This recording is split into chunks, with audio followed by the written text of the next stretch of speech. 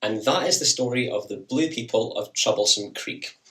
In the early 1800s, a French orphan called Martin Fugate immigrated to America, where he met his wife Elizabeth, and they settled near Troublesome Creek in eastern Kentucky. Martin and Elizabeth shared many things in common, and among them was a rare recessive gene. Their children, at least some of their children, were described at birth as being as blue as Lake Louise.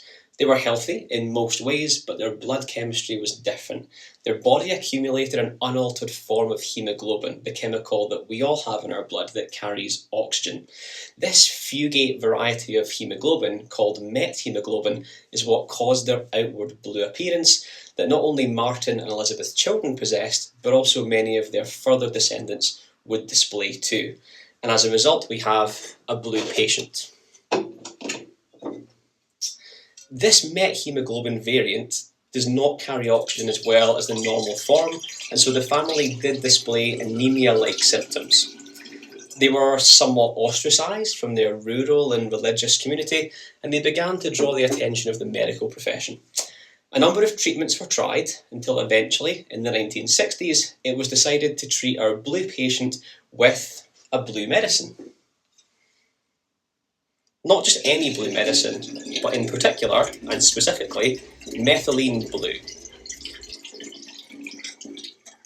A haematologist and a nurse had done the hard work of mapping out the family tree and come to the conclusion that the problem was an enzyme called diapherase.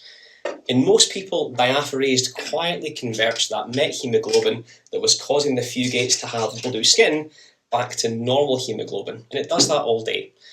But in the Fugates, a faulty version of the underlying gene means that enzyme is weak, so methemoglobin begins to build up. Imagine the heart pumping that methylene blue all around the body, just like I'm shaking this container right now. Inside hemoglobin there is iron, and in its normal form, called ferrous iron, it can pick up oxygen in the lungs and let it go in the tissues. In methemoglobinemia, however, too much of that iron gets changed to ferric iron, which cannot let go of oxygen and makes the blood look chocolate brown and the skin look blue. Methylene blue acts like a temporary wire in the circuit, carrying tiny charges around. It helps the remaining diapherase enzyme turn back into ferric. The same blood, the same person, but now more hemoglobin is in the oxygen-carrying form instead of the blue methemoglobin form. As we watch the colour shift from blue to red in this bottle, this is our model of a Fugate relative whose blue skin was changing back towards a healthy pink as more hemoglobin starts to work properly again. In real life, doctors describe their blood as chocolate coloured and their faces as almost navy in cold weather.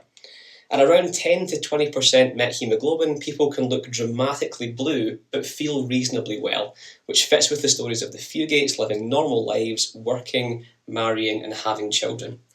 The isolation of Troublesome Creek and the local mining communities meant that carriers often married other carriers, often in the form of consanguineous marriages, so the recessive gene kept meeting itself in offspring and the blue children kept appearing.